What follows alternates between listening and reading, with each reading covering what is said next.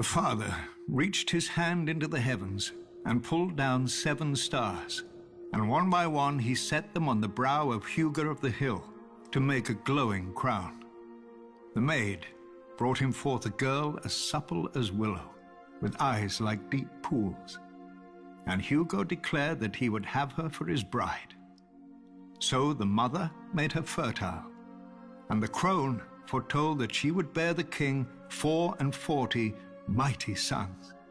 The warrior gave strength to their arms, whilst the smith wrought for each a suit of iron plates. But sadly, the gods no longer walk the earth among us, and you can see what a mess we've made of their creation since. Yet we have hope. The gods didn't abandon us in silence, but gave us their holy words to guide us, collected in the oldest and holiest text of the faith of the seven, the 7-pointed star. Divided into 7 books for the 7 aspects of God, in it we learn of the Father's justice, the Mother's mercy, the Maiden's innocence, the Crone's wisdom, the warrior's strength, the smith's labor, and the stranger's peace. It is a long book. Many never read it in its entirety, even if they could. When the Andals first sailed for Westeros, filled with divine fire, every warrior carved a 7-pointed star into his body, for even that was easier than carving its namesake into his mind. Though one could perhaps argue that it wasn't the warriors, but the septons and septors, armed with the holy text of the 7-pointed star, who truly conquered Westeros. The first men had no letters, but the runes they would scratch onto rocks. No gods, but the faces they would carve into trees.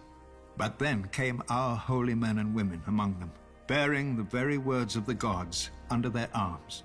Trees and rocks were no match for the 7-pointed star, and most of Westeros soon turned to the faith and to its guardians, their new Andal overlords. Whilst the Andals soon fractured into warring kingdoms, the faith remained whole and indivisible, bound together by the 7-pointed star. When those kingdoms fell to Aegon and his dragons thousands of years later, the faith remained subject only to the 7 above and the 7-pointed star below. Or so it was supposed to be. Too often, our high septons have lost their way, clouded by worldly wealth and power. No matter. We still have the 7-pointed star. Men's will and virtue may fail, but the words never do. As men bow to their lords and lords to their kings, so kings and queens must bow before the 7 who are one. The knees of the powerful work the same as the knees of the weak, and were given to all for the same purpose, to bend before the gods, or break in the bending.